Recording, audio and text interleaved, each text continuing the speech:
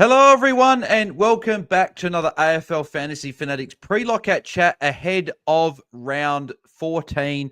I'm your host, Bales, and you can find me at BAILSDT across the socials. And for those tuning in live, apologies for a couple-minute delay. Just had a few technical difficulties, but we're underway and ready to chat some fantasy ahead of round 14. But joining me is a special guest. He jumped on a few of these pre-lockout chats. He's almost my emergency sub when a few of the guys can't come on. It is a good friend, Tom Hales, number 2 coach, runner-up in 2024. Tom, mate, how are you? Hi, Bells. Thanks for having me on again. I'm good, mate. I'm good. Ready to talk some fantasy after a productive game last night for a lot of coaches.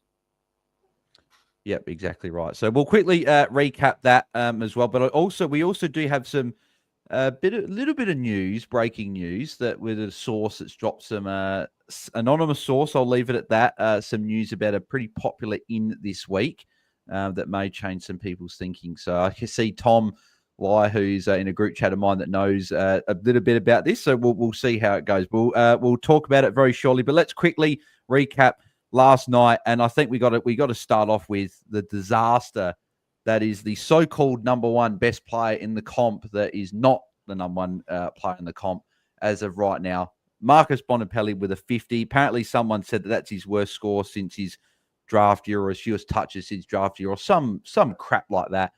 Just, Tom, I cannot believe I've paid up for 2 players this year, 2 midfielders that I thought were one of the best players in the comp. Nick Dacos, who got a 67. And then Marcus Bontempelli, where I got a 91 first up, which wasn't bad. But then I got a 50 the week after. And then Dacos also dropped an 88 the second week I had him. So the 2 times I paid up for someone, I've had 2 sub-tons the 2 weeks I've got them. Unbelievable. Yeah, I mean, I'm kissed. I've managed to dodge that one. But it's just unfortunate. And it didn't... that we know Windhager, when he does tag, is an absolutely elite tagger. Yeah, it's just unfortunate the Dogs were winning by so much that he just had a cruisy day out after the first quarter. Just like, okay, if you want to tag me, you can tag me, and I'll let everyone else just run riot. Just unbelievable. Like, watching that, if anyone watched the watch along, you know how I was feeling. I had a 129 from Marshall, 128 from Nasai, but I was still pissed off. And I thought, you'd think 3 players, 2 120s, fantastic. You're loving it. But no, Bont completely ruined it. I couldn't even enjoy Marshall's game. I still would enjoy Nasai's game just because I love Nasai, and as I keep saying, Crows, get the checkbook out, get him. But yeah, obviously a few big scores. So Bailey Williams, anyone in draft, had 17 marks, if you don't mind, for a 133. I have Bailey Williams in draft. Yeah, he would be a very, very nice own. So yeah, very, very nice there. Ryan Marshall, 129. I think even the ball boys touched on it as well. I think that we will be discussing a potential Gawn to Marshall trade next week for some coaches. That will definitely be a topic. So he was massive with a 129. Nasai with a 128. Bailey Dale with a 127. Of course, I'm up against Fry this week. And who does he have in his team? He has Bailey Dale. So that's fantastic. Good start for him for this round. Libba, 121. English, 120. Sam Darcy will be a guy that we might be looking at some point. 115. He was great. He's got Richmond as well next week. Ed Richards, 109. How about Matt Kennedy as well, Tom? Was on 29 as well. So, Bont, if you're watching, that's how you save a goddamn score. That's how you do it. They were on the exact same score. So they had a crap first half each, but Matt Kennedy's like, you know what? Pull the socks up and get it done for his owners. So 107. I will be fair to Matt Kennedy. He had the almost quarter, 2 pretty poor holding the balls, some half tackles that if he stuck a second longer, probably would have been paid a tackle. It wasn't the worst 29-point half you'll ever see, but good that he managed to bounce back with a 78-point quarter.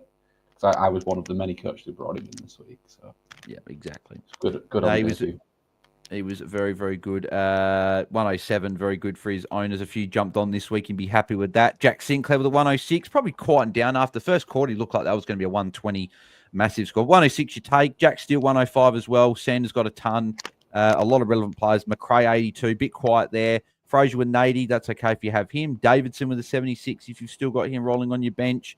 Isn't too bad. And yeah, obviously Bont was like the only guy that didn't get it going. Obviously Travalia, 41. Max Hall 35, Keeler 37. So a few rookies that weren't great, but at the end of the day, they hopefully weren't going to be counting towards your best 18 anyway. So that's how it was last night. So plenty of big scorers going there. So I better touch on what I sort of did flag at the beginning. Is that I will just look at here and I'll say what I'm allowed to say with this because this is meant to be not let it be said much, but it says here, an anonymous source just says to keep an eye on the changing situation with Sam Walsh. Nothing officially confirmed unless Carlton do announce it, but could be safer to go with the Zach Butters. So there's been some whispers that something's happened with Sam Walsh, and there might be some news coming there. So probably won't say much more just to protect the source because they've said that it can't really get out much. But just to say, anonymous source has said that. So I'll probably be going away from Walsh this week, even though I was Walsh over Butters. I've probably gone back to Butters, and I'm probably Doherty over Walsh now as well. So, and I know you weren't very keen on Walsh originally. I wasn't keen on Walsh anyway. I think out of those three, he's probably my third anyway. Like he struggled his way to 105 in a really, really juicy matchup last week. I know he's got another one this week against my Rebel. But I think Doc and Butters are better options. I can't see Walsh being top 8. I can Butters. And Doc is like $100,000 cheaper. So yeah, exactly. And there's a chance if Doherty's still playing his half-back role, he might get defender status come round 18 if he plays enough. And we're looking at potentially a guy that might be around the top 6 to 10 defenders. So I like it. Moonboy just said, question for Bales, are you still angry about Bont? Mate, don't get me started. Don't get me started. That was just, I say it every year. I'm going to hunt value for every trade. Every trade I'm going to hunt value, and I always break it once or twice a year, and it never works. Last year it was I can't remember even who it was last year, but I remember I've done it with Jack Steele in the past. I've done it with Bailey Smith when he was at the Dogs and paid up for like 115, 120 for him. This year I've done it with Bont and Dacos, and it doesn't work. Like we don't have. And Tom, I had this discussion with people on the watch on last night. We don't have the Tom Mitchells, the Tom Rockcliffs, the Dane Swans, those guys that don't get tagged, but even if they got tagged, doesn't matter. They just get 40 touches a week and they just get it done regardless, and they average 120 plus. I don't think we're in that anymore. And I guess that I've probably fallen into that a bit where it's like, oh, well, I think they're going to average 115. But the number one averaging midfielder, there's only one guy averaging over 105, and that's Jordan Dawson. The only other guy over 105 in the midfield is him. And I think Brayshaw's 104.8. He's number 2. So for me, I just think, yeah, I've learned my lesson again. We'll see if I learn from it next year. But yeah, very frustrating. Yeah, I mean, you can. Bailey Smith is averaging above that, and he's playing midfield. I know he's a forward, but he's playing midfield. So you can average silly numbers in there. The only exception I would say is probably the Rooks. The Rooks had to tag Rooks. But it's not the 125, 130s you were seeing from Mitchell, Rockcliffe back in the day before my time. Yeah, exactly. And a bit of a crackle with your mic. I can hear through on there. Yeah, Tom, sorry. No. It moves. Yeah. No, all good, all good. So we'll quickly touch on captains as well. So I did. I might have to get like one of those soundboard things and get like a few sound effects just with like when we move from segment to segment. So, but we're on to captains now. So round 14 captains. There has been adjustments made, and if anyone was tuning on the watch along, people know. So people that watched the video yesterday know that I had Bont at number 3. Anyone that was watching watch along knows, and they can vouch for me on this. Moonboy, I know he's saying there, smash that likes. And yes, if you are tuning in now, please smash a like on the video. It does help us out a whole bunch. And we're only 52 subscribers away now from 4,000. So we are getting very close. If you haven't subscribed yet, smash the sub button. We do have content daily on the channel, so make sure you do get involved for the remainder of the season. But anyone's tuning in to watch on last night knows I took Bont out of my top 5 because of the tag. I still had him at number 7, which is still annoying, but he was out of my top 5, which is good because it doesn't affect me on Captain's Challenge. I was able to get in there and change it before that game happened. But my number 1, still, I've had a lot of thought, and I may change number 1 with number 2. But currently, it's Max Gawn against Port Adelaide. Jordan Sweet is in, which has probably capped that ceiling just a smidge, but I still think he's going to go big. And I've got Bailey Smith number 2. There's a chance to put Bailey Smith at 1. Obviously, there's still talks about him, maybe not. Like Chris Scott came out and said he's ticked every box. He's done what he needs to do, and he's playing. So we'll see if we know. Chris Scott's the one guy we can't really trust when it comes to team selection. But at the moment, he's at number 2. I think I'll still keep going at number 1, but Bailey Smith is 2, and I may switch it. I've got Big X at number 3, probably for a lot of safety as well. And I think that against Freo, I think he'll get a lot of tackles. I think this will be a bigger game for X. He's gone over 110 in every game bar 1, which is that game against Collingwood, and he was on track for a big score, but didn't get there with a bad second half. We've got Andrew Brayshaw at number 4. Good record against North Melbourne. 3 scores over 120 in his last 4. And North Melbourne are a decent matchup as of late for midfielders. And I got Connor Rozee rounding out my top 5 against Melbourne. The only reason I got him down a couple of slots is just because I just think they may play a Tom Sparrow type player as a defensive forward. I think it's a little bit different when it comes to Sparrow going up to Tagger Holmes in the midfield. I think if Rosee's playing in defence, I think Sparrow might go in, which might mean, does that mean he goes into the midfield a bit more? So I think he'll still get there, but that's just my slight flag of him there. But I think it's a good matchup against Melbourne. I've got TDK at number 6 against West Coast. Obviously, we know West Coast is a great matchup for Rucks. And up against Flynn, I think TDK will go very well. Double ruck for West Coast, but I think they're both rubbish.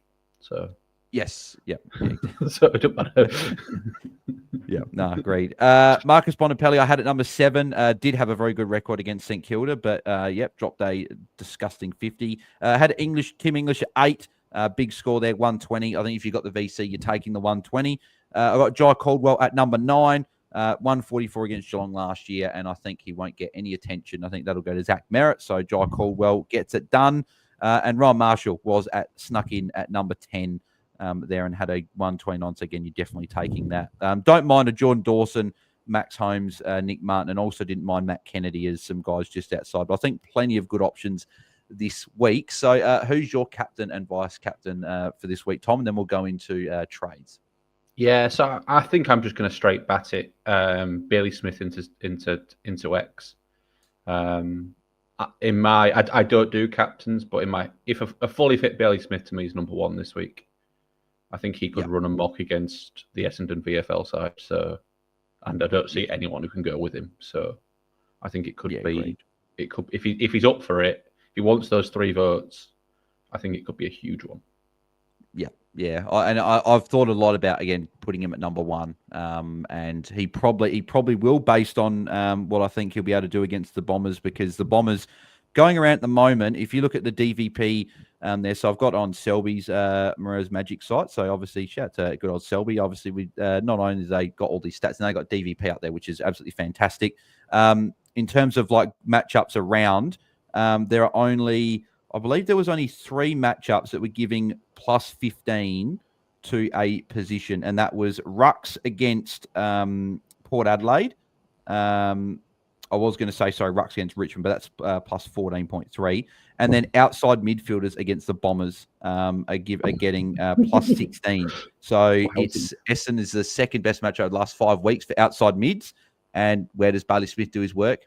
On the outside. So obviously get some contested stuff as well, but there's still a pretty good matchup there as well for inside mids. So yeah, I'm the same as you. I'm currently Bailey Smith into X as my captain. I have thought about Brayshaw and Rozee. They're pretty much back to back in my rankings, but I think X is probably the safest one out of them. So I'll probably go with him at this stage. Trades. What are you looking at doing with your trades this week? Obviously, we've still got 3 trades, which is great. Yeah, so I have a current trade plan. A little bit of trade therapy with Tom. My current trade plan is to play with 19, but I have Max Hall as my 19th. So I would effectively play with 18 this week. And that would be to do Peatling to Kennedy, Levi to Doc, and then Lindsay down to Johnson. That would leave me 19. I could do it slightly differently. I could get like a Archer May in and play Lindsay and play 20 with some DPP running around. But I want the better rookie, sorry. So I think I'm going to YOLO it this week. I like those ins. Yeah, going aggressive. I know Guesty would like that because that's what Guesty's trying to do at the moment. Just be aggressive. Just get pretty much 18 players, but have them pretty much all premiums. So that's exactly what he's. I've got 17 premiums in that. So yeah. So you got a few on buy this week, I'm assuming, obviously. Yeah, I've got 4 on the buy. I'm kind of like I've got basically 1 play on the buy next week, which is Newcombe. So yeah. So this is your tougher week. Next week. So, yeah. So I'm like, I've had a really strong start last night. So that's kind of, I'm like 3.5, like 3.8k. So like, if I want to push to triple digit rank, kind of have to take these little risks, I think, to try and get that leg up. Yeah, I like it. My trades, funny enough, these are the weeks I love. My trades have stayed the exact same since Sunday or Monday afternoon. Same with me. Yeah, which is good. I like when it's like that, so I don't have to stress all week going, oh, do I do this or this? So I've gone Carroll to Zach Johnson, Bice to McKercher, and Levi Ashcroft to Sam Doherty. I think they're pretty simple trades. I think they're good trades. I think they help with cash gen. All of them are value. All of them will make cash. Well, I hope anyway. And then I'm getting rid of 3 guys who are either going to drop cash or have either stalled or on buy. So I have looked at Nick Madden over Zach Johnson having one less this week. I just think that if Zach Johnson's in I think he can help me this week and next week. And Nick Madden, I'm tempted to go there instead, but he won't count for me in terms of scoring. And if I get some forced trades next week and then it goes to 20, 19, 18, then it's like maybe I need Zach Johnson next week. So I'm going to go the guy that's going to count for me. And especially with Bont with the 50, I'm hoping that Zach Johnson can put a 70 or 80 up, and then hopefully he can count for me. But I've got the 18 quote-unquote players, I think, good enough to go 80 plus this week. So I'm hoping for a good week. I've got the 22. Well, I've got 23 because I've got Lohman on the bench, but I don't expect Lohman to go well. If he goes really well, I can bench a Caleb Daniel or a Shea Bolton or someone like that. I can look at maybe switching that around, but I don't think that'll be the case. But in that 18, I'm including guys like Bolton, Daniel, Bergman, Colby McKercher, which I think that all those guys are pretty safe. I think the 4 that I've got outside is Hardiman, Clark, Foss, and Johnson. So I'm hoping one of those 4 can go 70 and make up for Bont's putrid score, because as a few people in the chat discussing Bales was pissed off with Bont last night, and people saying I was fuming. So I was very, very angry, that's for sure. So but if you guys are tuning in live as well, then send all your questions through. Happy to answer obviously these for the remainder of the show. And if you guys want to ask your questions, feel free and chuck them in. So let's answer some questions, Tom. So Ryan Morty's got the first one here. He's going Lindsay to Johnson, Bice to Doherty, and Levi to McKercher, or hold Levi and trade Archer Reed to Erasmus, Cooper Lord, or Elijah Hewitt. No, I like the original trades. I agree. There's some words out of Chris Fagan today in the presser about different players getting the sub, which has my worries about, does Levi get the sub this week, especially looking at that. So I think this is the pet. I'm doing it. I'm backing up my words. I think this is the week to get off Levi. I think he can come on the after-season trip with us if he's of age. And you go, thank you, and you get into someone who's had their buy, who's going to make cash. I'm looking here at the bench. Darcy Wilmot, Zach Bailey, no chance of being sub. So they're ruled out. So it comes down to Sam Day, Levi Ashcroft, Kyle Lohman. And when you look at it, Sam Day's a key forward that chops out in the ruck. I can't see him being the sub because he's going to be the guy that has come in for Ty Gallup, who was chopping out in the ruck. So I can't see it being him. And then it goes to Levi or Kyle Lohman. And both of them are going to affect fantasy. And I don't think it's going to be Kyle Lohman because he's just a forward. Whereas Levi can play on a wing, can play off in the midfield, can play off half forward. You can play multiple positions. He's younger. Probably play half back as well. If decent kick of the ball, probably play off that half. And when it comes to Kyle Lohman as well, I think they want to get consecutive games into him. They don't want to be stuffed around with sub and stuff like that. Maybe a sub out, but in terms of starting sub and everything like that, I think they want to keep him going. Maybe I'm just saying that because I've got him and I'm trading out Levi, so I'm hoping it's not Kyle Lohman. But I'm even looking at the team on field, and it's probably the strongest Brisbane team I've seen all year. It's really, really strong. So I can't see anyone other than really Levi or Kylone being the sub. And looking at that, I think it'd be unfortunately Levi Ashcroft. So yeah, I'd be jumping off as well. And Erasmus, I'm not as keen. Obviously, Nod might be back next week. I think he's been looking at being back for the last 5 weeks, but I think he'll be back next week. I don't know if O'Meara came back in this week, but he's obviously a chance as well at some point to come back.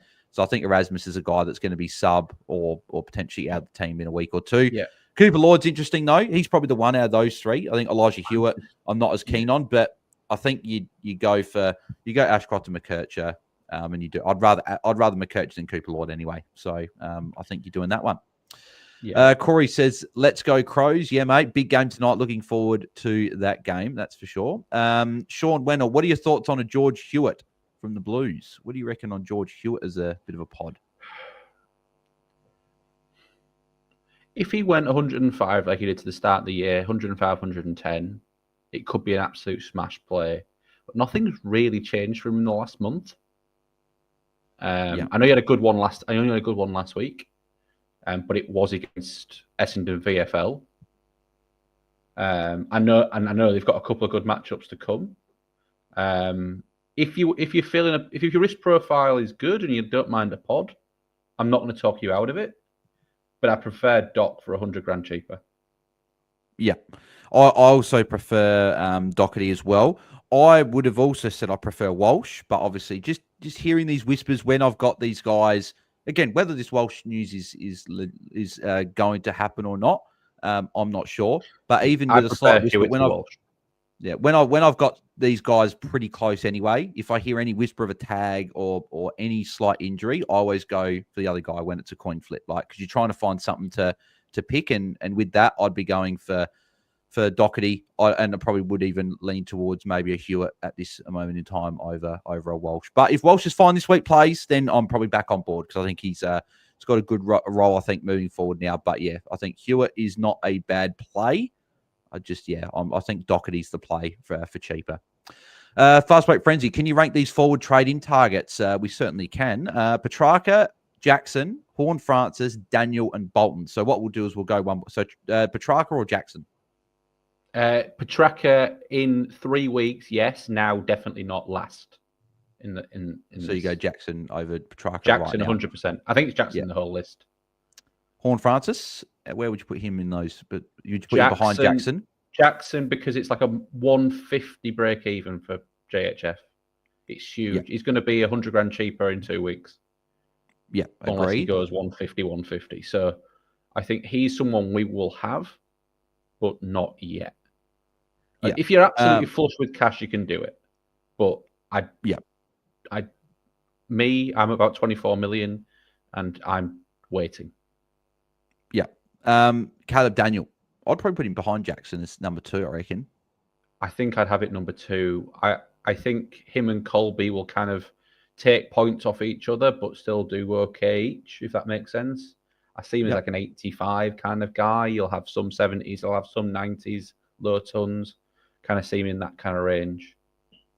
Yeah. And then Bolton. I would have Bolton behind Horne-Francis. I've got Bolton. I hope he goes well. I just, again, these players, he's like the Cozzy Pickett, like the guy that can put up a few 110s in a row, but then he'll just drop a 50 out of nowhere. And that happened a few weeks ago. He got a 67, which isn't actually awful when you look at the forwards, but that score was saved by a lot. Saved that massively. So I think with the next 2 matchups, he can go well. And if you're wanting a very, very short-term guy that can pump out a couple of scores, you might go there. But also, it just worries me with his low there floor. The forecast is fairly in Perth over the next couple of days. The forecast is okay.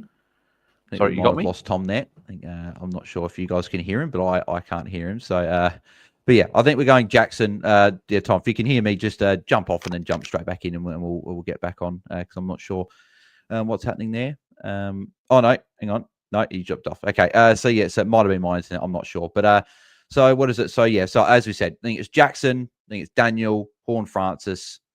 I've got Petrarca probably ahead of Horne-Francis. I've probably got it Jackson, Daniel, Petrarca, Horne-Francis, Bolton. I think that's probably where I'd go out of those ones there.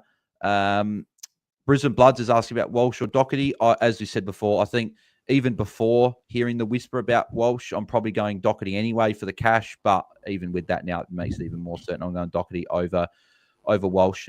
Tom is back with us. I was just saying, Can you yeah, hear I me? think Yep, I can hear. I think I'd be going Jackson, Daniel, Petrarca, Horn, Francis, Bolton is probably how I'd rank those ones there. But I know you had Petrarca at the.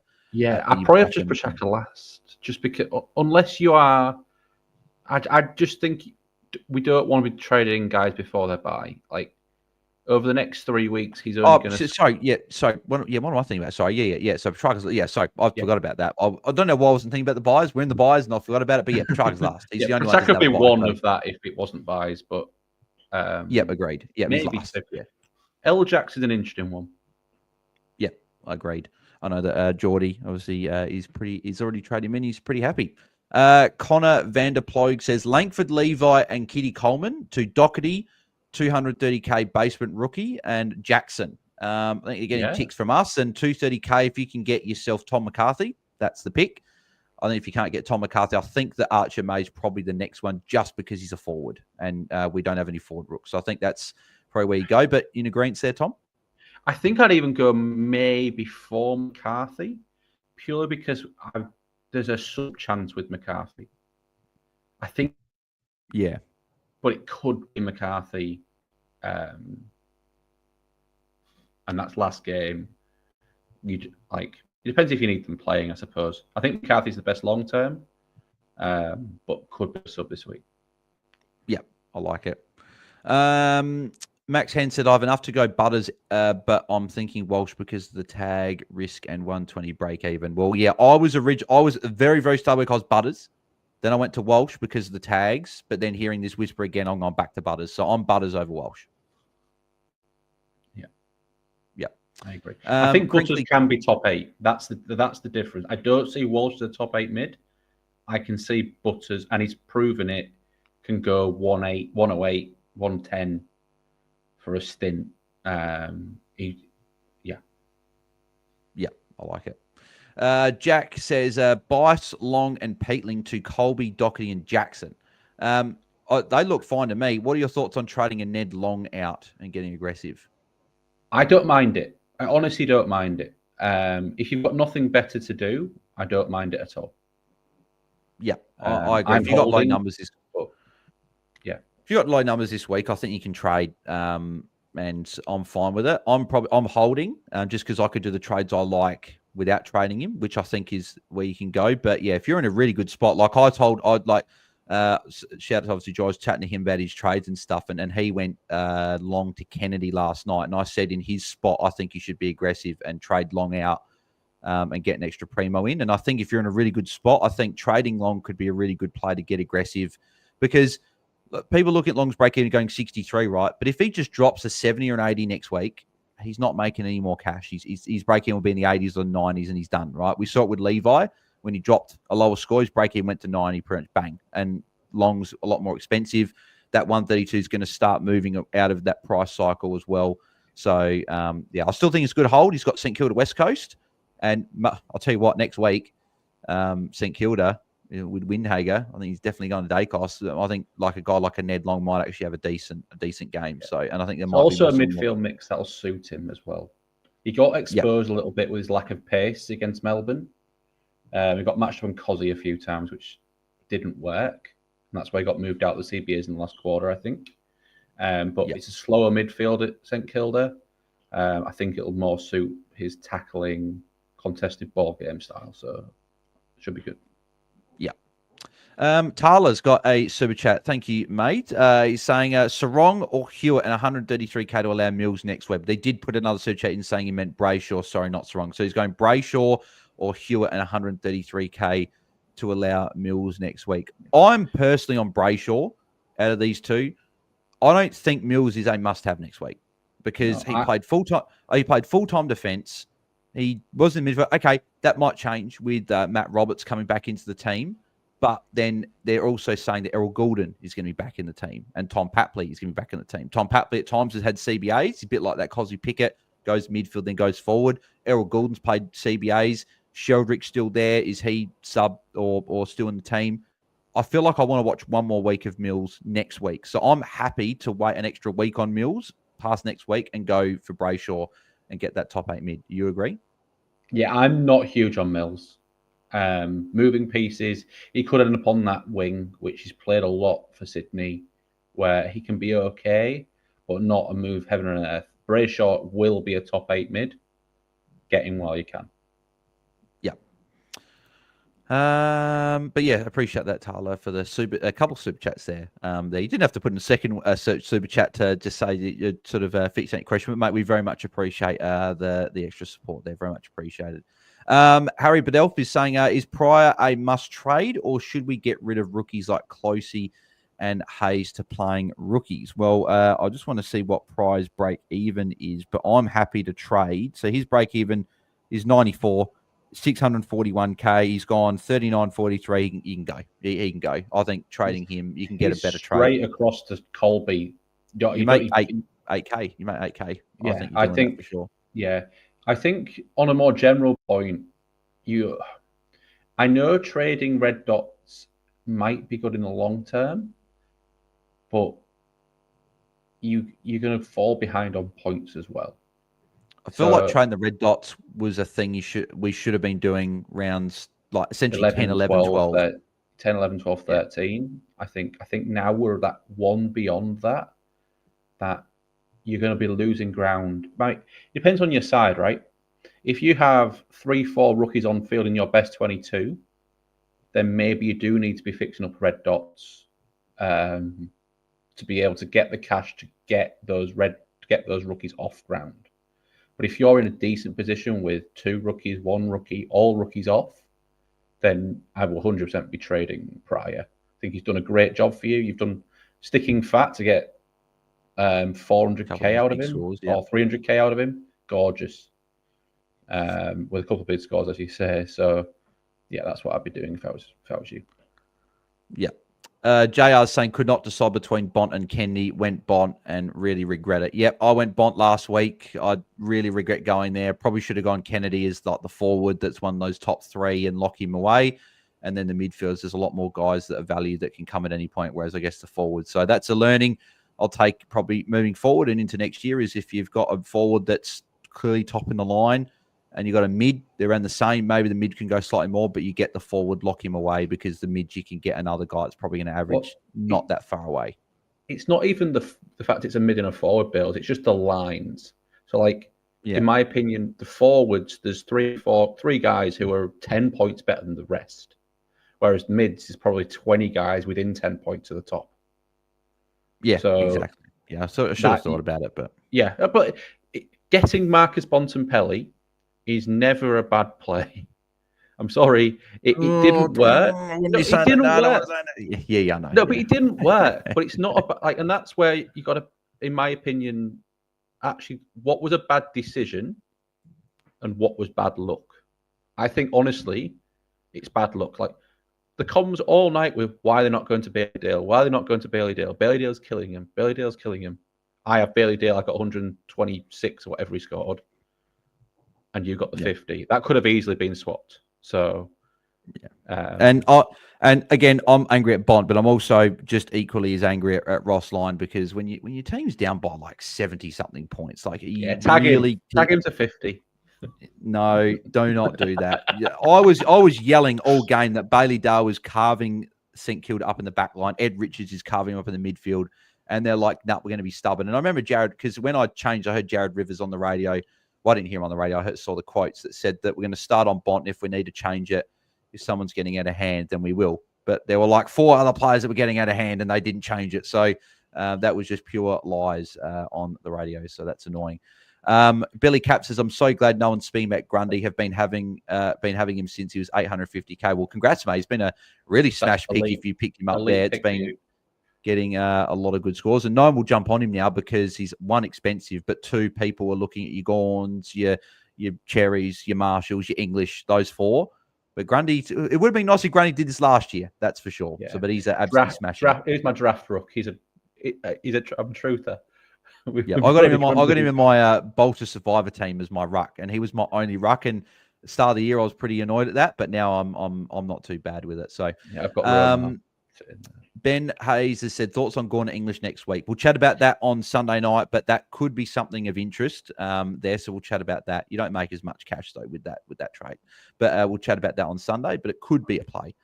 Brisbane Bloods, thoughts on Lindsay to one of McCarthy and 80K or Johnson? Bice to Dale and Taranto to Doherty. Well, Bice to Dale was a great trade, tick. Taranto to Doherty's a tick for me as well. I'm Johnson this week and grab McCarthy post-buy. Yeah. McCarthy will still be there around 16. Johnson won't, and Johnson could be up 100k between now and then. Yeah. Anthony Beresford, is Akers an option if Walsh is out? Well, again, we don't know if Walsh is out. He's still names. He might. Again, we don't know. I don't even really know what the injury, if there is an injury or whatever. I'm just hearing what a source said in the group chat. And I know they're pretty good when it comes to this stuff. So, yeah, I'm just putting it out there. Don't take my gospel for it. If you're still keen on Walsh, then go for it. But if you're 50-50 call, I would use that to split it. But Akers, no. He's a draft guy. He's not classic guy. I wouldn't be looking at him. He's really cheap. I see why you're looking at him. 706k. You got Doherty 120k more. Colby's cheaper. Colby. I prefer Colby. I'd prefer Cooper Lord for even cheaper. There. So out of those options. But Akers is a good draft pickup if he's on your waves or something. Max Hansen, Boxall to Johnson is done. Kako to Archer May and Lindsay to Butters with 99k. Yep. Yeah, lovely. Gorgeous. Gorgeous. Two rookie fix-ups and an upgrade. Love it. Matthew Sol, best rookie to bring in this week. I'm Johnson, then Madden. If you can fit Madden utility, he's probably second. Yeah, so I've got Madden sat there, and I actually think he's going to make me some cash, and he got me the 80 points on field last week. I think it was a mistake because I'm so locked. That means I can only get.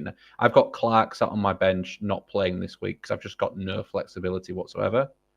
I think that utility flexibility it could be worth 30, 40 points to me this week. Is that because have you got like a defender mid in like your midfield? I've just got or your defense? I've got no. I don't. I can't. Literally, I have two defenders, two mid onlys, and then forwards, and then a ruck in the utility and a ruck in the R3 spot. Okay. I've just got no. I was thinking if you had like a defender mid on your midfield bench, you could just adjust, like do a trade, go Madden out to someone just for very short term, flip those guys around, then bring Madden back in or reverse a trade. With that, but I'm not sure if that would work. But I don't think I don't have enough defenders, unfortunately. Yeah, that's all good. Isaac Tierney says went Marek to Kennedy. Yep, great trade. Levi to Doherty, good trade, and Garcia to McCarthy. Thoughts, guys? Already got Johnson. Yep, I think they're ticks from me. I think you can go because even if McCarthy is worst case, he's sub. I actually look at the team and I think it might be a clay hole instead. I think McCarthy will get a run from the get-go. But even if McCarthy's sub, he's 230k, he's going to be someone that's going to play for West Coast the remainder of the year. I think he's probably the safest still to go. But if you do need a forward rookie, I don't mind Archer May as a picking to get McCarthy. Don't be expecting huge scores. From McCarthy, May. Yeah, exactly. He's May's not going to be big scores. The ball. Yeah, not going to be good scores, yeah. Just more because we've got no forward rookies. So that's why I'm waiting until next week because I'll go for maybe Will Hayes if he's named again. Maybe I'll go for Archer May, something like that. I think we've got a couple of options, which is good because I definitely need a forward rookie next week.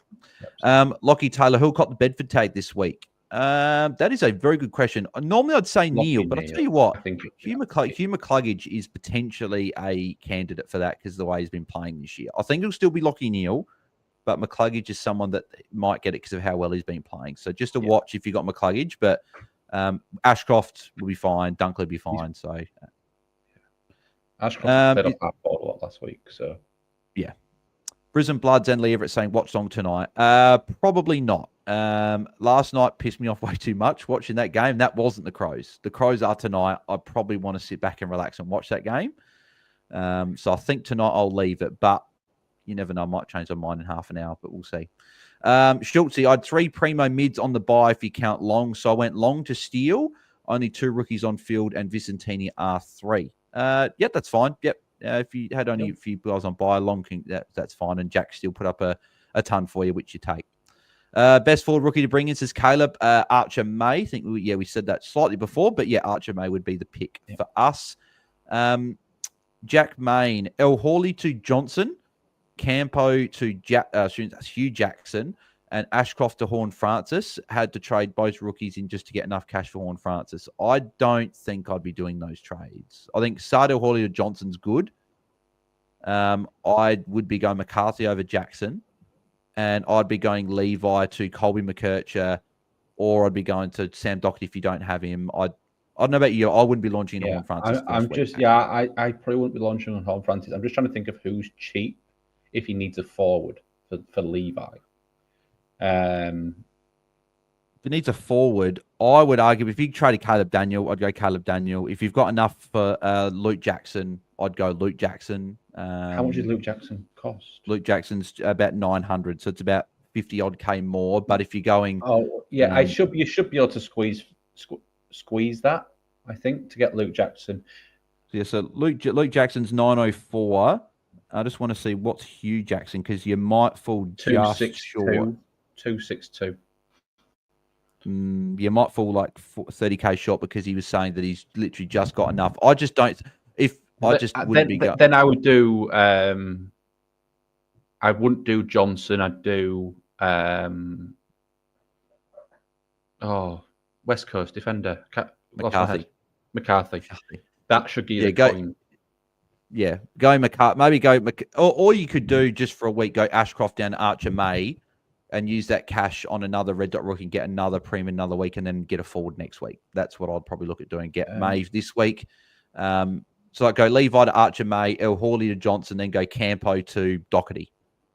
Flip it around. I think that's what I'd be doing. Nothing exciting in the subs in the Crows Hawthorn game. CJ and... Yeah.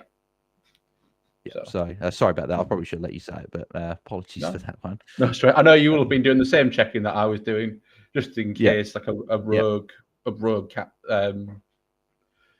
layout or something. Yeah. Oh, the rogue sub or something. Shout out to obviously fellow co-host Jordox and also Eloise and Liam for keeping that running and keeping the subs and stuff. And it's always nice to just get notification and get the and see who is the sub.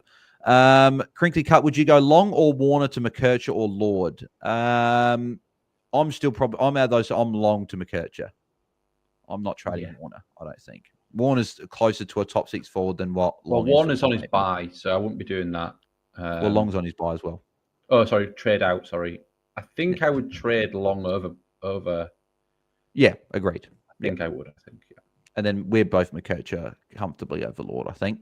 Yeah, I'm not keen on Ward and Lord. So.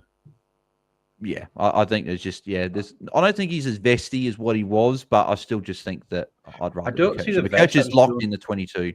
Yeah, I just don't see the score. Like he scored pretty well, but he scored his highest score of the season was last week with an 87. Like I want a ceiling from those guys, and I don't think he's got necessarily a big ceiling. I just see him kind of like a 75 on that wing, which is a bit of upside, but you're booking in a trade. He's got to go soon. Yeah. Jack, trade Hardiman or Sheldrick? Probably Hardiman if you don't need the extra number this week. But Sheldrick, I think Sheldrick's he's been good, but I just do wonder when Papley and Goulden are back, and then Roberts is also back. Mills maybe goes. Does he go back in the midfield? Does that push Sheldrick out to a forward or a wing or even sub? So I'd probably still trade Hardiman just because I don't really see him scoring well with McKercher and Caleb Daniel back there. So I just think it's a fail. Just jump off it, fix the mistake instead of getting stuck with him. And if Sheldrick's not the sub next week, fine. But if he is, then you can always trade next week. I don't know what your thoughts are. My instinct is just to trade Sheldrick for the extra number this week. But I think it depends how many you've got this week and what those numbers are made up of.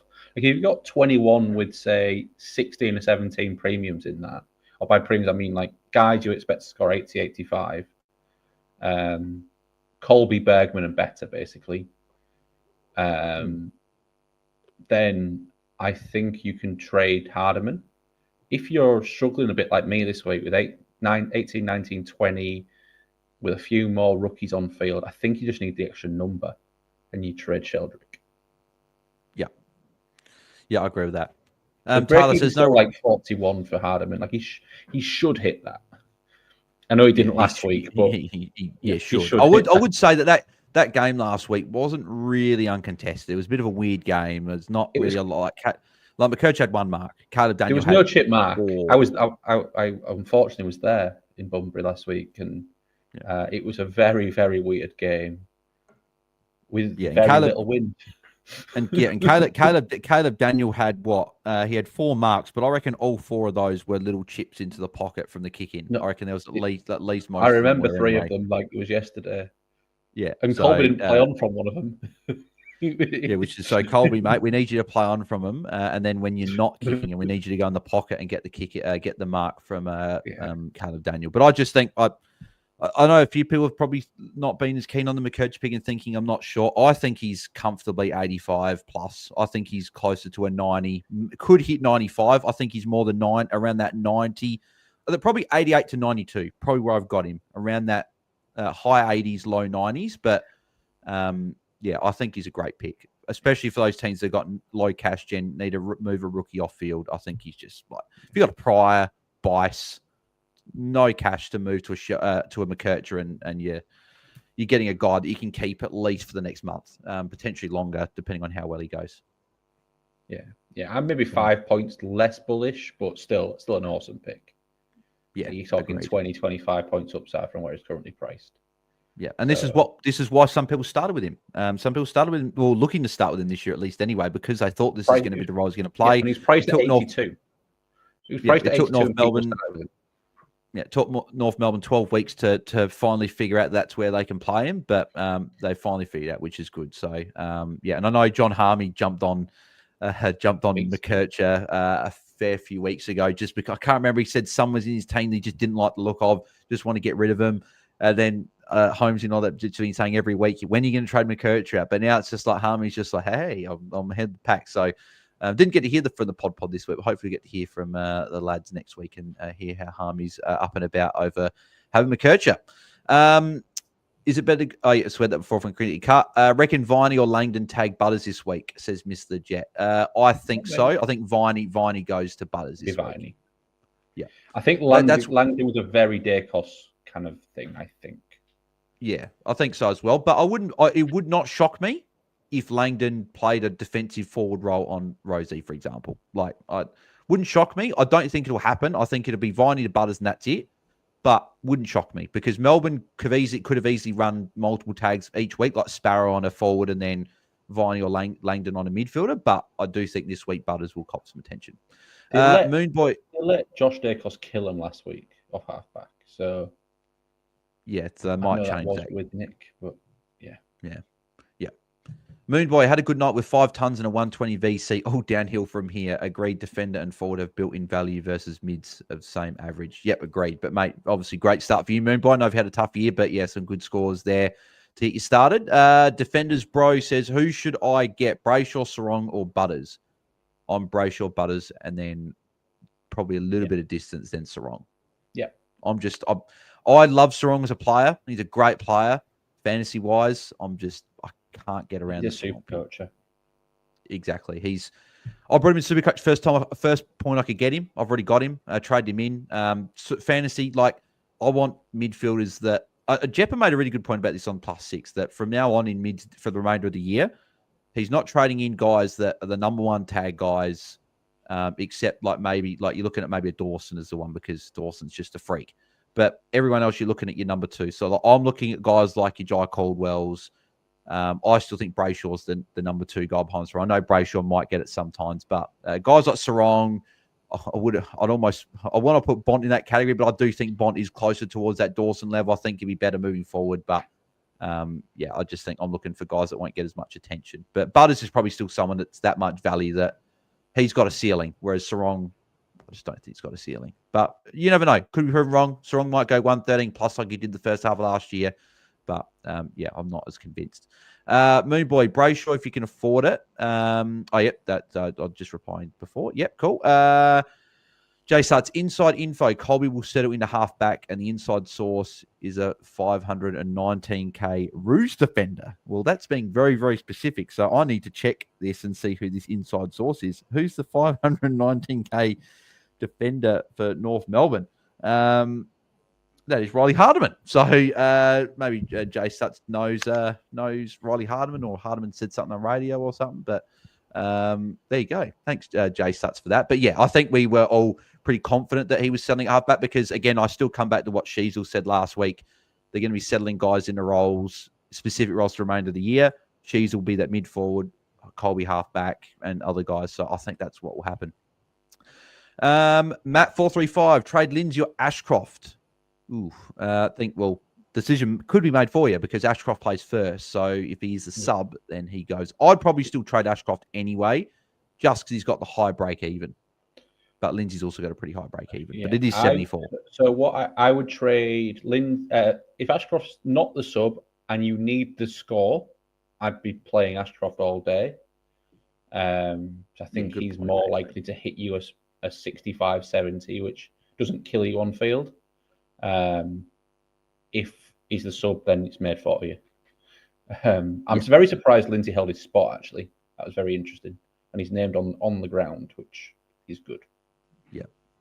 Tim Ashwell's got super chat here. Thank you, mate. He's saying, are you okay after last night with Bont? Yes, as Tim was tuning in and knows I was angry. Yeah, mate, I'm fine. I get angry during the game.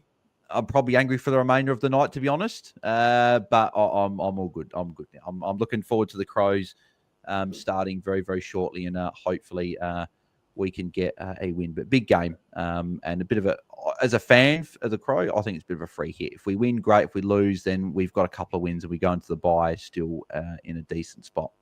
Moonboy got Matt in last week. Ruined my utility spot. Worth it. I want to watch along tonight. Yeah, sounds like a lot of people want to watch along tonight, but I think I just want to relax and watch the game, or watch the game, because I don't know if I'll relax. Jordan Tran, would you trade Lindsay with 21 or Coleman with 22? I think it's Coleman regardless. Oh, if you got Coleman, it's got to go. Coleman's not playing. Coleman, and he's not playing for a while as well. So I think, yeah. I understand why the question is, because Lindsay will lose cash, Coleman won't. Actually, I probably would actually trade Lindsay out of those two. Purely because I think you have enough players and Lindsay will lose cash. I've done the same with Sam Wicks for weeks. Sam Wicks is still in my side somehow, but he was injured. He wasn't losing cash, and people were losing cash. So I cashed out of them first. Not a bad call. If you don't need the score, maybe you just trade Lindsay. Yeah. You won't lose cash, and Coleman can just go next week. Yeah. Tony Ford says, pissing me off that McCarthy doesn't have a picture yet. Yeah, mate. It annoys me when even this year preseason, it was quite slow, them updating the pictures and that this year. It was still like, it was round one, midway through round one, people still had old photos. So I always like seeing them update early. John Sanders, thoughts on my trades this week. Peatling to Ashcroft. Peatling, Levi Ashcroft, and Heaney to Kennedy, Sinclair, McKercher.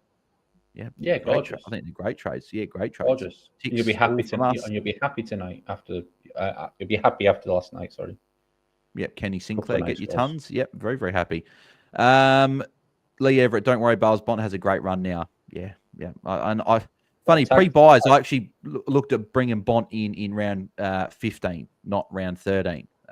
So I probably should have stuck to that. Got Kennedy and then got Bont next week. I'm sure he'll bounce back, right? Bont's still a great player. He's going to bounce back. He's got Richmond next week, but yeah, sort of not in my good graces at this moment in time. John Sands would love a Friday night watch along. Yeah, a lot of people sound like they might want one.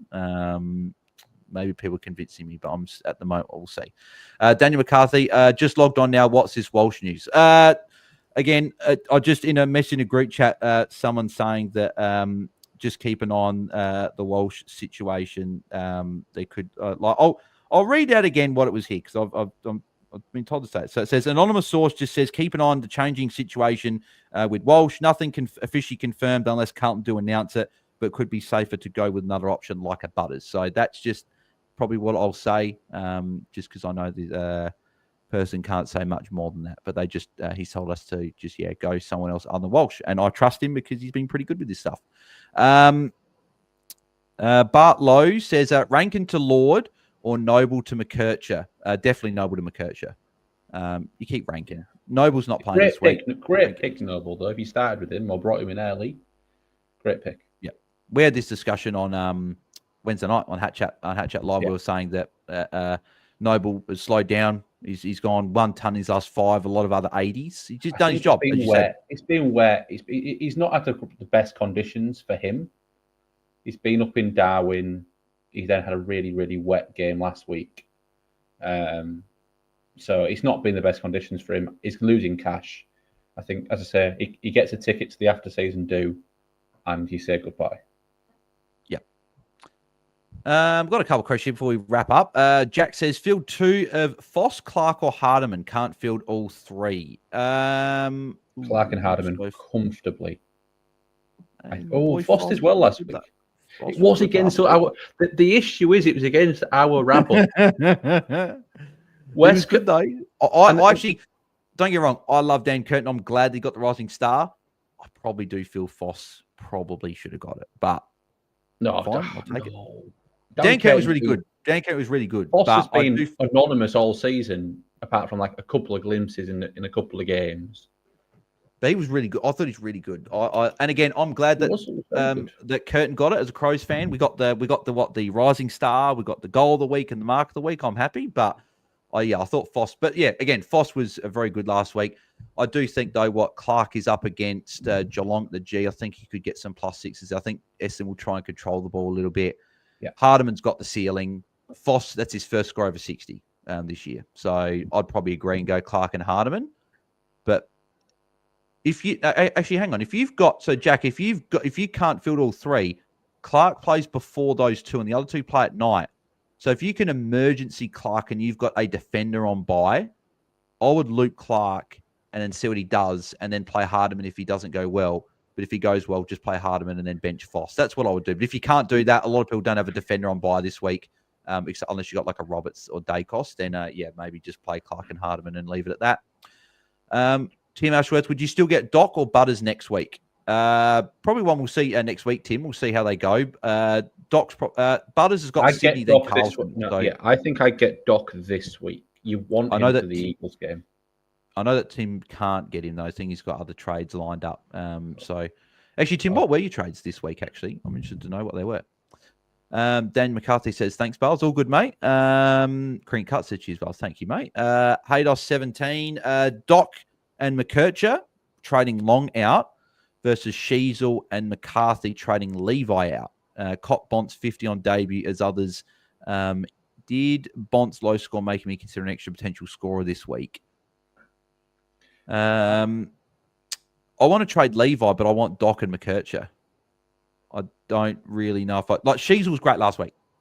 I do want to see, though, if they play more midfield this week compared to more forward, because the first half last week and the game before, he was more forward. I think North looked better when he's in the mids or as a really high half forward extra midfielder, not as a deeper forward that's not doing anything. I do prefer Doc and McKercher at Haydos. If there's a way that you can trade out Levi and get those 2 in, I'll do that. Would you agree with that, or where would you go with this one? I'm worried about Sheasel. And I'm biased. I traded him out 2 weeks ago, so I'm putting my cards on the table. Probably a little bit biased. I'm more bullish after the second half last week. I know it was against Eagles. I know it was the second half. And he went a very, very tired Eagles side, and they just let him run amok. But there wasn't much uncontested stuff, and he still managed to get 7 marks. And he had 7 tackles as well, which is he does get more tackles when he's in the mids. I think I prefer trading. Is it trading Levi? I prefer trading Levi to Sheasel than the other 2. Yeah. As I said, I'd prefer to go Levi out and somehow get Doc and McKercher. Or if you go Levi out, just get Doc, get McKercher next week and do the other rookie shuffle and don't worry about Sheasel just for the time being. Tim said he was going Peting to McKercher, Boxall to Archer May, and Levi Ashcroft to Matt Kennedy. Yeah, so he probably can't do it. And he said he's 40. He's like, I remember he said 30K short of Doc over McKercher this week. So unless there was another rookie he could try, and Boxall's locked out as well. So yeah, can't do anything about it. So yeah, maybe get Doc next week if he goes well this week. And we'll go last question here. Defenders Bro says Dunkley to Brayshaw, Salem to McCarthy, and Bailey Humphrey to Matt Kennedy, or O'Sullivan instead of McCarthy, which is better. O'Sullivan, is that's not it's not Foss, is it? You're not looking at Don't trade in Foss. Please don't trade in Foss. It's got to be another one, surely. It can't be. You're not trading in Foss. Well, the only he's the only one here. I wouldn't be trading in Foss, so you definitely go McCarthy. Are you fine trading Dunkley though? Especially if you're heavy in round 16. If you're heavy in round 16, yeah, go for it. Just don't complain if he goes big this week. And yeah, because Dunkley's the guy that can go big. We can just go one. Dunkley can do it at the start of the year. He can just go 110 for weeks and weeks and weeks. Like, he's a premium player. He's had a really bad month. If you're heavy on round 16, go for it. As I say, but that you've got to weigh the decision going for it. That it could make he could average 110 for the rest of the year quite easily.